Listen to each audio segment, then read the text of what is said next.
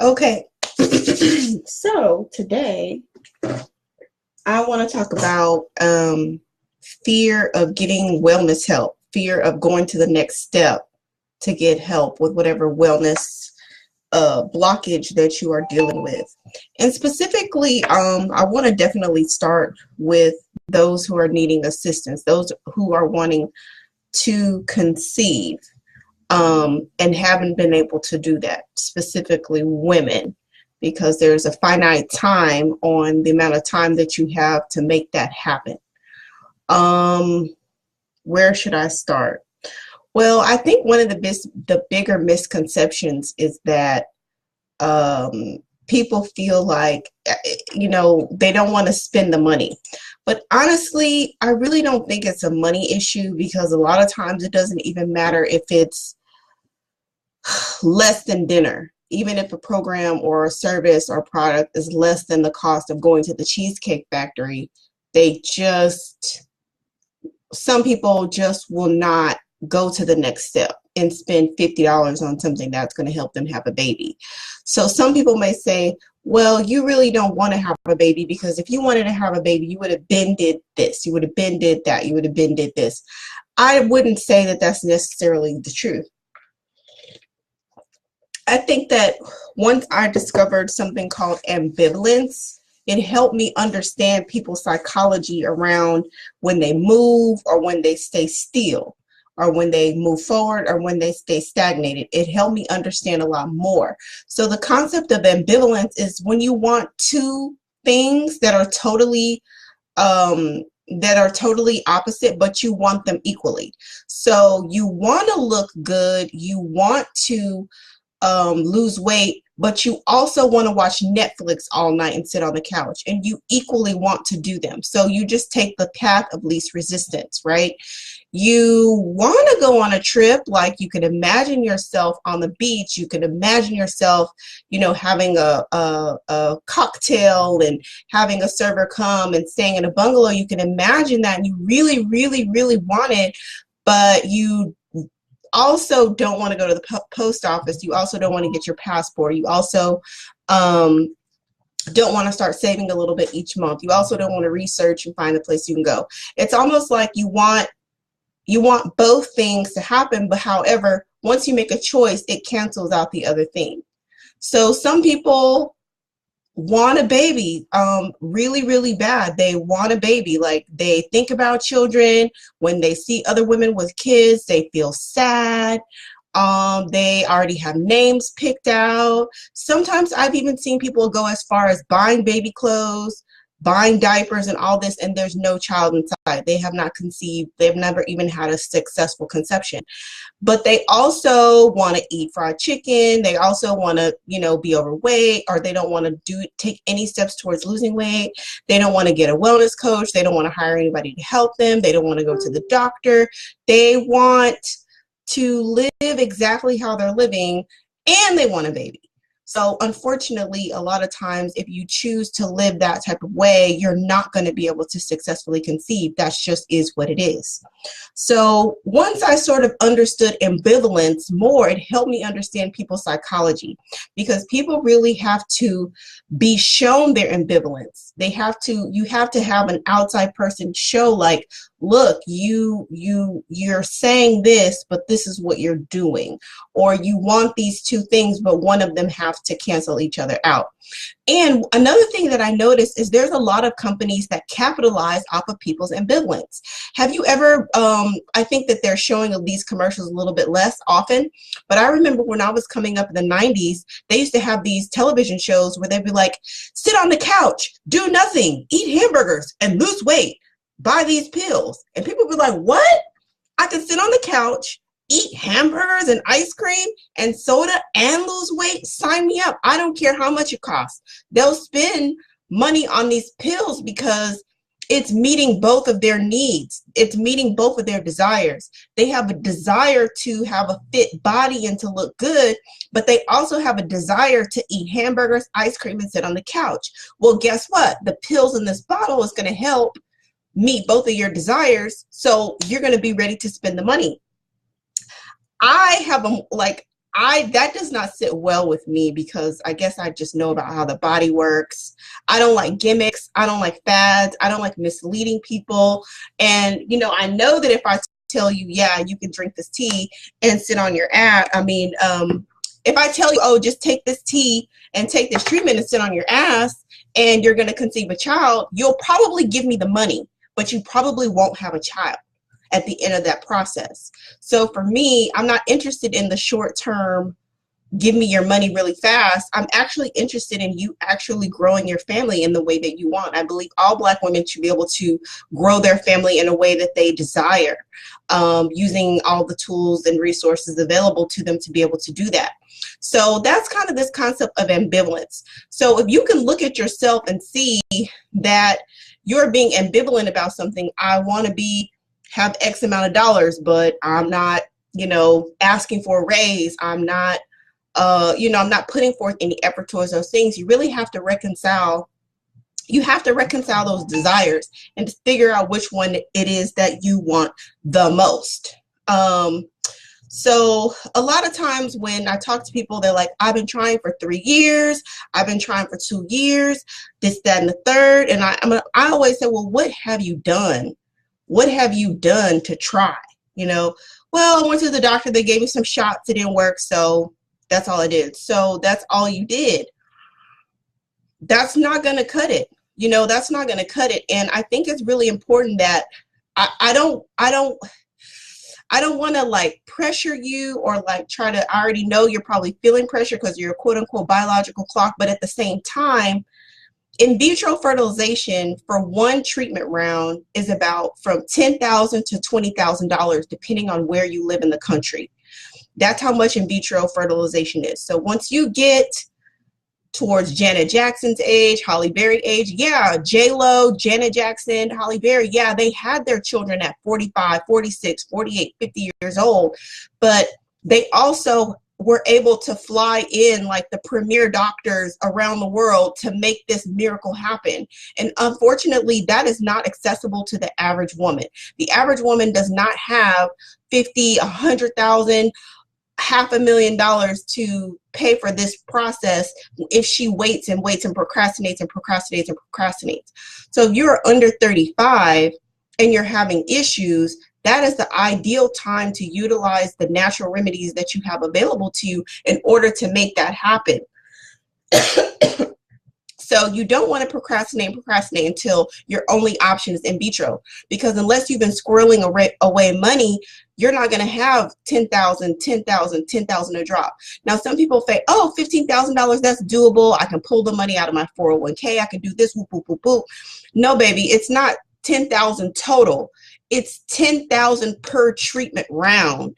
So the shots, the this, the that, all the testing, getting the embryo, and getting the sperm, getting the egg, trying to create an embryo, growing that embryo, and then placing that embryo. That one round is $10,000 or $15,000.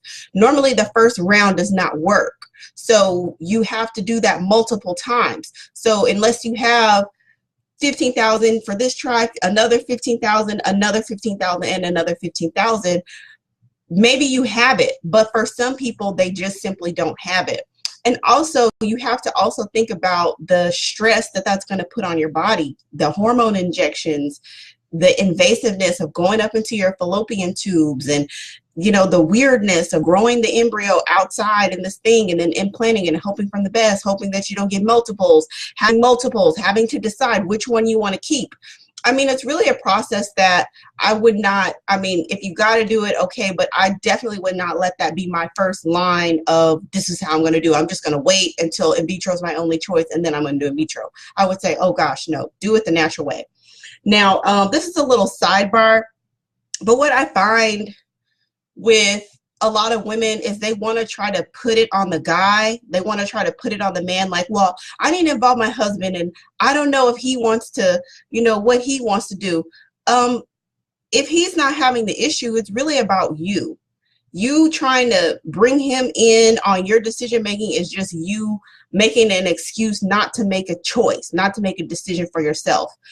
Not normally when I start talking to people, I say, okay, you have fibroids and heavy periods and bloating, mood swings. When did this start? And they're saying, oh, 13 or 14 years old. Well, when did you meet your husband? Oh, we met when I was 25. So this is a problem that you brought into the marriage, basically, that you're now trying to pawn everything on him, that he's the one that needs to make the decision. He's the one that needs to decide. How did you pick your gynecologist? 9 times out of 10, you went online, you read the reviews, you called your insurance, you found that they were covered, and you went and you booked your appointment. You did not take a list of gynecologists and take it to your husband and be like, hey, babe, these are the gynecologists that I want to go to. It's your vagina. It's your womb. He is not going to be the one to be like, oh, well, I mean, do you feel comfortable with the person? So now when it's time for you to make a major move, when it's time for you to get off the couch, when it's time for you to do some meditation, when it's time for you to go to counseling, when it's time for you to change your nutrition plan, when it's time for you to do all that, now all of a sudden your husband's decision is the end all be all, make or break, and you will say, well, I really want to do this program, but I don't know. I need to talk to my husband. That's a cop-out. That's a cop-out, and that's just another distraction to keep you from, because you have some type of fear about taking the next step. You have some type of fear about doing something for yourself, so you don't end up doing it. Another thing, dang, I lost my train of thought. Oh, I know what I was going to say. The most important thing in this situation is that how you believe in your own self. Because a lot of times it's not about the money, because you may have a chunk of money. You could invest in a multitude of different ways. A lot of times the money is absolutely not the issue. You have the money available, but you're afraid you're going to quote unquote waste it. You're afraid that you're going to waste it because you don't believe in your own ability to do something positive for yourself, because you failed in the past. You signed up for a gym membership, you were going, you got distracted and you stopped going, and they were pulling the money out of your account every month, and then you look back and you're like, oh my God, I wasted all this money. How could I do that? Or you sign up for a fitness boot camp, you go 1 week and then you stop going. Or whatever the case may be, you might have a track record of failure. But the situation is this: you have to renew your faith within yourself. I'm not saying you haven't failed. I failed in the past on a lot of shit I've tried to do. I'm in it trying to walk my walk, walk it like I talk it, like the Migos say. I'm trying to walk it like I talk it, just like everybody else. Because if I'm going to be on here telling you about wellness, I have to get it in too. I have to do my meditation. I have to drink my water. I have to do what's right. I have to do what's right for me. I have to get up every morning and be on the grind, even though I don't have anybody looking over my shoulder, what I'm doing. I have to get up and show up for you all every single day, every single morning.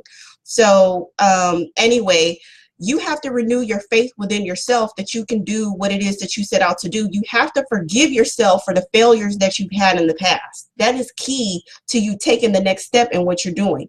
You have to forgive yourself for the past. You did the best with what you had then. Yes, you had the intention of going to the gym and you didn't keep it through, but have compassion. Did you set it up in your schedule? Did you make other type of concessions in your life to make that possible? A myriad of different things. Where was your mind state at that time? Right now, at this present moment, you have more information than you've ever had before. And if you're breathing, if you have breath in your body, then you have an opportunity to do something phenomenal. You have an opportunity to do something to nourish yourself and to make something new. So if you drag around this feeling of failure, of mistakes, of wasted time, of this, that, and the third, and you bring that into every interaction, everything that you want to do, then you're always going to be stagnated and sort of crushed by the weight of this guilt and other types of negative emotions. So you can release some of that and forgive yourself. Another time people think, well, I'll just do it myself. I'll just figure it out myself. Okay. The more complicated things are in life, the more you're going to need outside help to help you. You know, yes, I was doing my own taxes when, you know, I was working one job or a little part-time job here and there. It was easy for me to go to TurboTax or taxslayer.com and put my own taxes in and whatever, you know, it was really no big deal. Okay. Even once I got my business and I was a sole proprietor, I was still doing my own taxes because it's really not that hard to do a Schedule C. It was really kind of simple, streamlined.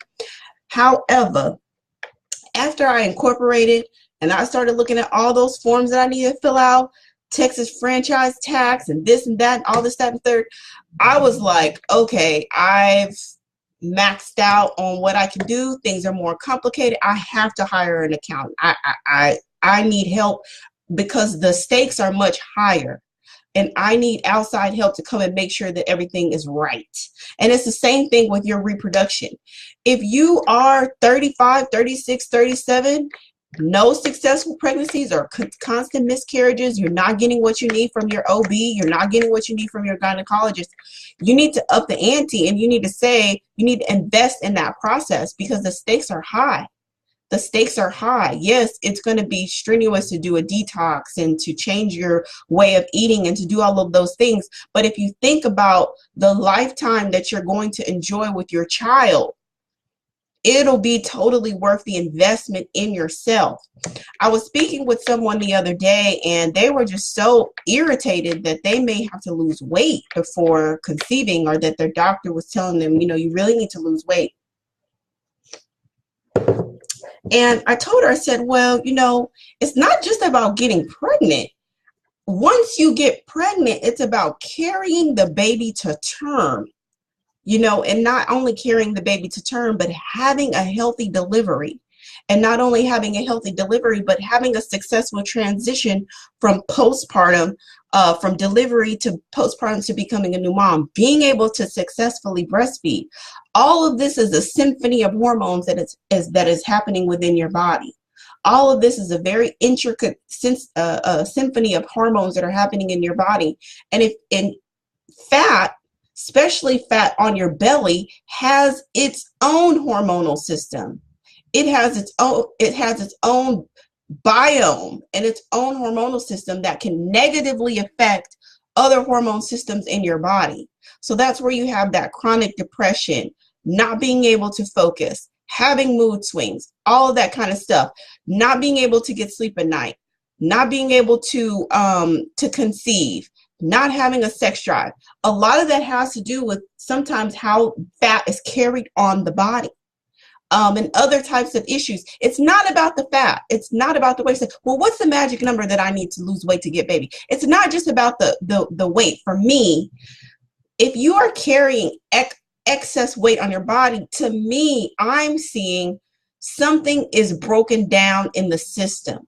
This is just a result of something that's going wrong. The digestive system, too much food, maybe you're malnourished. It's an indicator that something else is going on. So it is the symptom of the problem. So what we want to do is get to the problem, right? So let me just say this. If you have been presented with an opportunity to take your wellness to the next level and fear is stopping you from moving forward, and distraction is stopping you from moving forward, I want you to actually give yourself a timeline. How long are you willing to tolerate this situation in your life? You know, for women, 3 months, 6 months, you know, give yourself a specific timeline.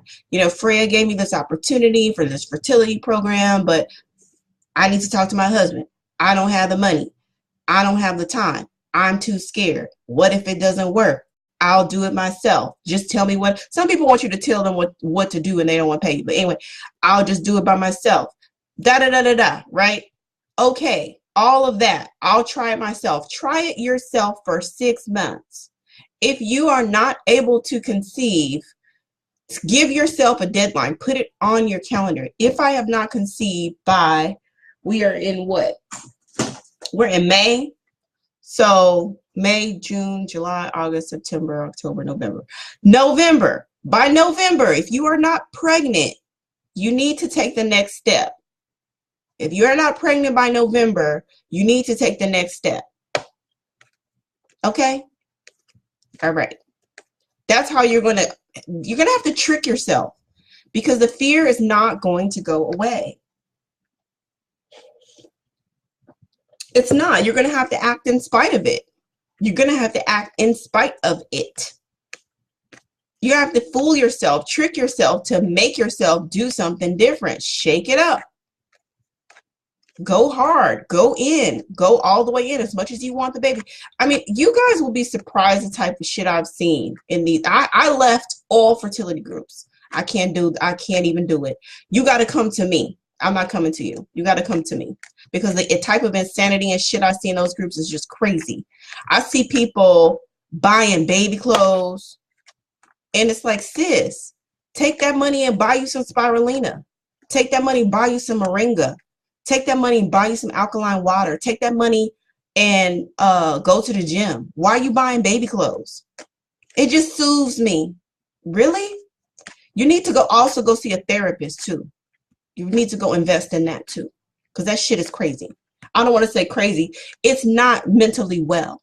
It's not in alignment with what you say you want. It's what we would call maladaptive behavior. Maladaptive behavior. Because you're engaging in activity that's not benefiting you. That's maladaptive behavior. So you have to shake it up and be willing to invest in yourself. And that's directly correlated with how you feel about yourself. And I don't want you to make this be like, oh, I'm just going to have a pity party. I'm drowning in guilt.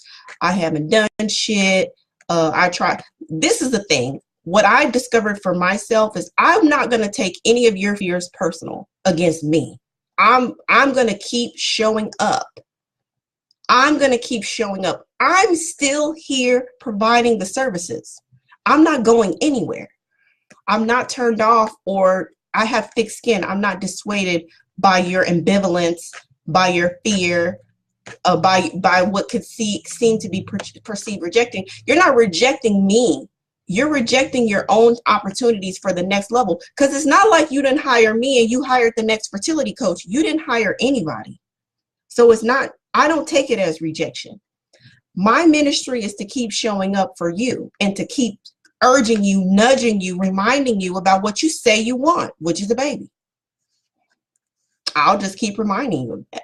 Keep reminding you of that.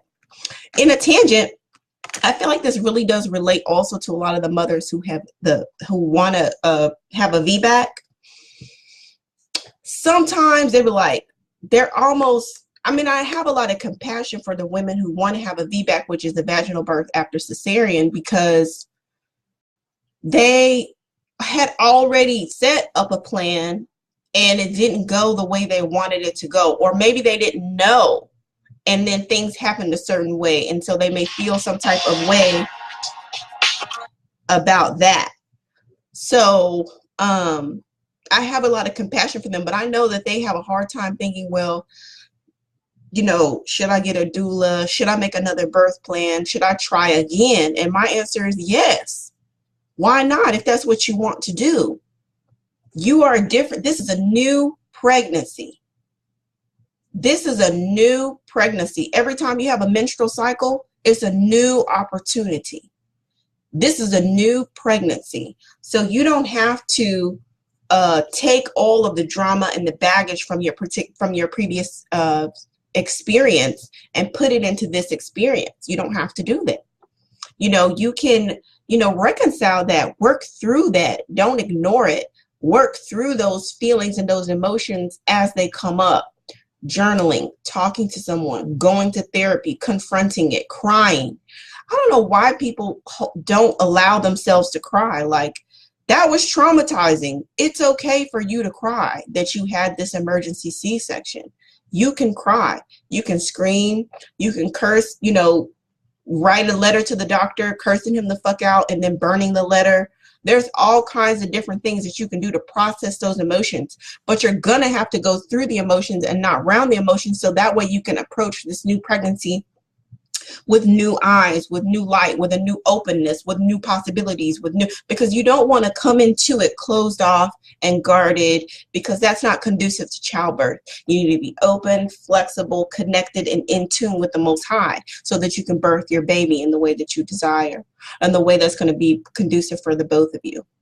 So I do see that a lot of time with women who have had previous birth trauma, not really wanting to invest in a situation to better themselves. They kind of would rather just kind of show up and like, well, whatever, because if I don't set any expectations, then I can't be let down.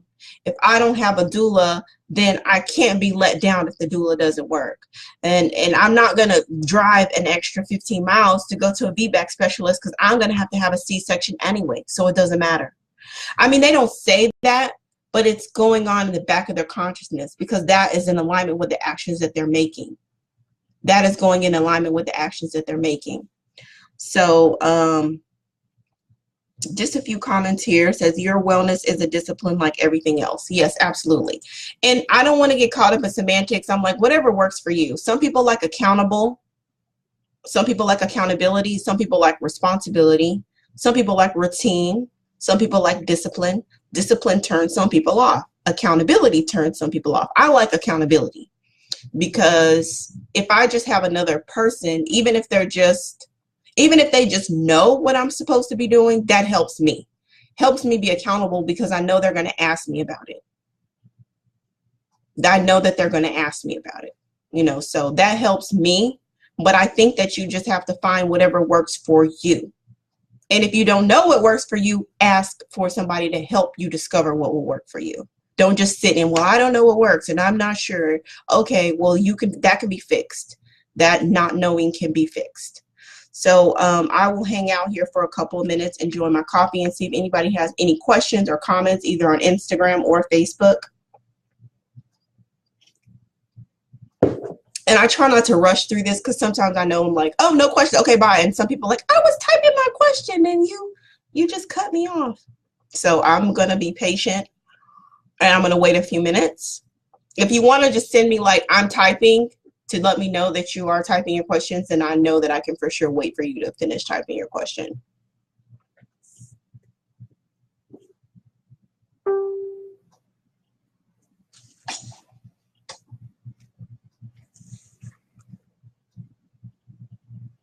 I'm just scrolling on my... Hi, Ujima Solutions. I think I missed you. Thank you for joining the live on Instagram.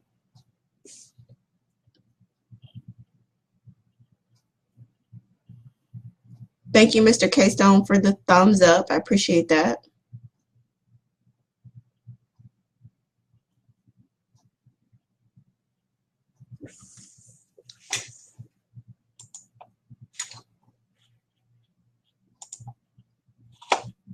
Any questions or comments? So you have your action step. The one action step I have, well, I guess I have two.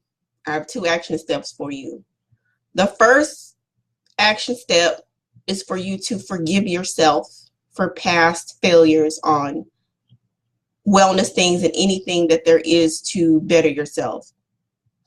Hi, Muffy Mendoza. I'm just taking any questions about if you've struggled with doing something around wellness for yourself. If you have struggled to conceive a child or get pregnancy support, I'm taking questions or comments about that right now. So the first action step that I gave you was to forgive yourself for past wellness failures. You joined a gym, you didn't keep going. You started a nutrition plan, you fell off. You was trying to lose weight, but you actually gained weight. You're not taking your medicine, or you're not taking your herbs, or you're not taking your supplement. Whatever it is that you did that you feel like you failed at, I want you to forgive yourself for that. And I want you to say, today is a new day. I want you to wipe your own slate clean.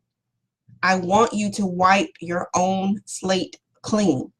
And if that means you need to take a bath, dip your head underneath and come up and say, okay, I'm refreshed, or take a cold shower just to reset yourself, whatever it takes for you to do that.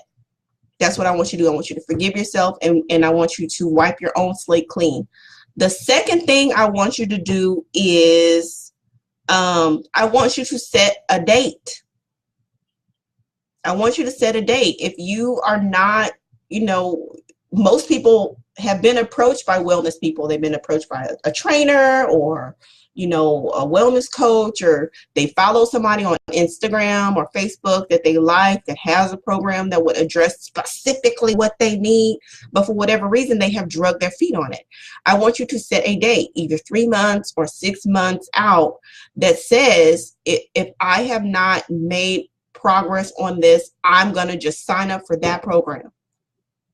And it's just going to be like an automatic thing. I'm just going to sign up for it. I'm going to reach out to this person. I'm going to get a consultation. I'm going to get some help in this area, because I obviously within these past 6 months, I haven't been able to do it. And those are the 2 action steps that I have for you. And have a great day. Go be great. Peace and love.